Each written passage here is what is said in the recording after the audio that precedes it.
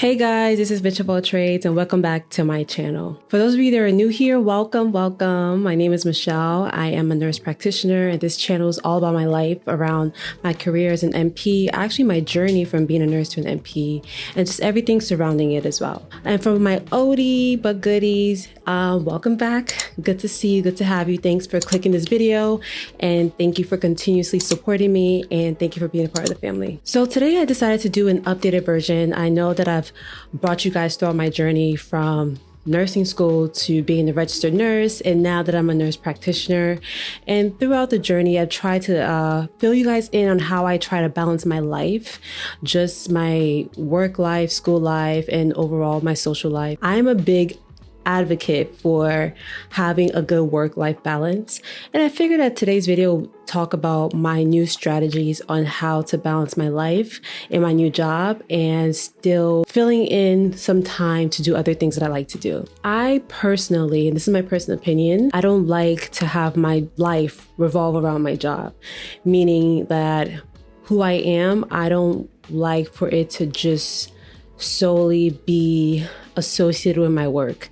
Now it is contradicting being that my channel is usually about my career, but for any of you guys that know me personally, I like to compartmentalize my life. So if I'm at my job, then focus on my job, but if I'm not at work, I try to focus on other things that make me. So like things that just keep me more individualized and still maintain my own identity besides my job. So this video will be really quick. This video will be really short and sweet. I'm just gonna give you guys 4 main things that I do to maintain my work-life balance. So number 1 on my list is fitness / exercise / self-care. I come from working 12-hour shifts as a nurse where I'm on my feet majority of my shift, and going from there to my life now as an NP, and especially the place that I work in, I spend majority of my time behind a desk on a computer typing, making phone calls, and doing a lot of background work.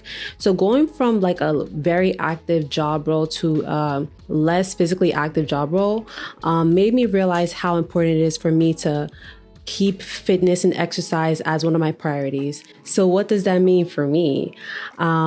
I try to go to the gym at least 5 times a day, which I've consistently tried to do. I mean, there have been some weeks where maybe it was less, maybe depending on what the week looked like. Majority of the time, I like to make sure that I'm physically active, whether it's taking a run outside or taking a walk or actually going to the gym and doing something. I always like to make sure I keep my body moving. And this is my personal way of maintaining self-care amongst other things.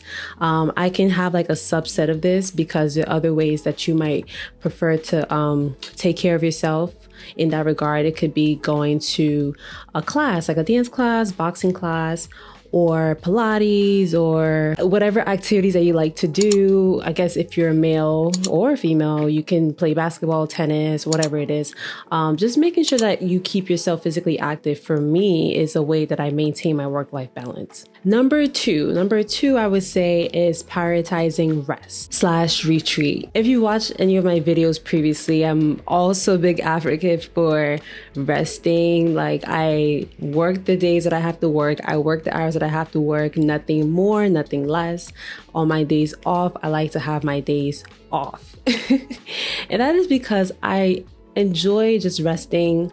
I feel like the fact that I have to wake up early all the time makes me feel like I'm cheating myself of a good night's sleep. So on the days that I'm not working, I try to make sure I get a good sleep in. When I get home from work, I leave everything at work. I try not to mingle in work with home life. I like to keep my work phone away and try my best not to look at emails or text messages, which could be really hard because I'm so invested in just keeping up and following up with what's going on a day-to-day. But making sure you have that rest time is important. And rest can look different for everyone. It could be a walk in the park. It could be going to the beach. It can be actual sleeping in like I would prefer. It can also be going on a retreat. It doesn't have to be anything grandiose, but maybe taking a weekend and going somewhere else, or spending more devotional time like I probably would as well. Just more devotional time, reading, praying, resting, watching inspirational videos, just things like that to keep my mind relaxed is something that I like to prioritize as well. And how it ties into having a good work-life balance is because when you are mentally stimulated or challenged, by critically thinking at your job, you need another outlet that can counteract that burden that you've been filled with throughout the day. And I think for me, just having something else to look at, something else to look forward to, something else to focus on that is more calming rather than stimulating is something that I like to incorporate in my work-life balance. Number 3, which is also one of my favorites, is hobbies. Now, ever since I started my new job, I feel like I have more free time, or at least I think my schedule is a little more organized than when I was a nurse. Because as a bedside nurse, I did work 3 days a week, but those 3 days could be anywhere. It could be a Monday, Wednesday, Saturday. It could be a Tuesday, Thursday, and then Sunday, like just random days. And I think it was hard for me to have some consistent way of living because my days are so sporadic. And even when it came to planning stuff with my friends, I couldn't really tell what my schedule looked like, in the next few weeks because it was always different. But one of the advantages of my new job is that I consistently work from Tuesdays to Fridays. So I always know that I'm off on the weekends, I'm off on holidays. And fortunately for me, I don't work on Mondays as well. So I think that's been very helpful because I have more consistency in my work schedule, and it's made more time for me to plan things other than my job that I can be interested in. So the different hobbies that I've indulged in, which are kind of a lot, I would say swimming, tennis, traveling, running, roller skating. I've just been doing a lot, y'all. Like I've just been exploring, buying new gadgets, taking videos, taking pictures, content creating, just doing things that are fun for me, has made me have a better work-life balance. Again, I feel like sometimes just spending a lot of time at work with no outlet of relief makes me feel like I'm cheating myself out of life. And like I said earlier in this video, I've been a big advocate for a good work-life balance because I don't want my life to be revolved around one thing. I feel like there's so much more to myself, and I want to be able to explore that and make some time for that and not feel boxed into just one part of my life. I've even been thinking of learning new languages, which is something I'll probably venture into in the future, given that I need time for that. But I think that just finding different things that you like, especially if you are younger in age, you have less responsibilities. I would recommend finding hobbies to try and learning new things and just being more exploring with your life. Along with other hobbies, I enjoy going out with friends, catching up with my friends, making time to go out, spend some time with them, as either if we're going out to a restaurant, trying new food, trying new activities. These are things that I'm excited about, and it makes my life more wholesome and holistic because I spend more time with other people and building relationships and catching up, just filling in my cup, honestly, just my cup.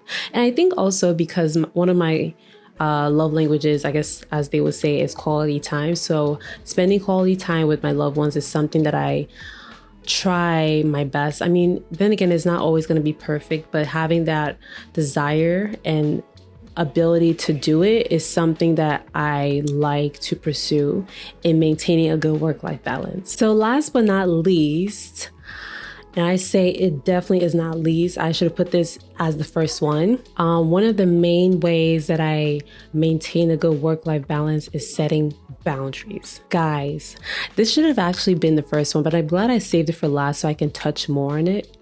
There is a book that I read last year. The title is called Boundaries, When to Say Yes and How to Say No, something like that.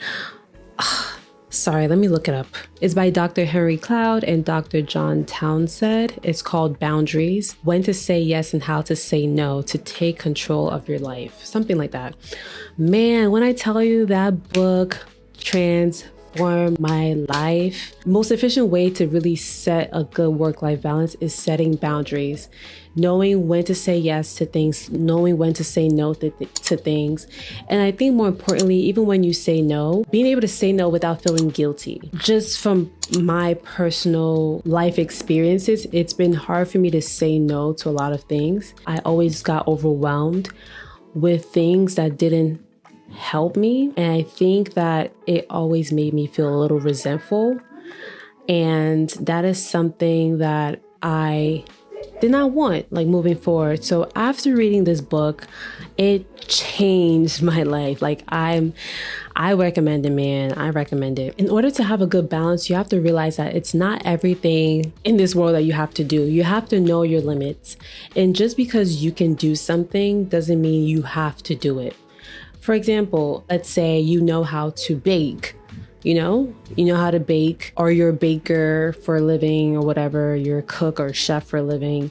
Just having a way of setting a good balance in that aspect is knowing when you're going to say no to clients. Maybe you don't want to work on weekends, so you make sure you set a hard stop no, that I'm not going to take orders on weekends. I'm not going to cook on the weekends because I want to spend my weekends doing other things. Yes, you might be the only one that knows how to make a certain dish.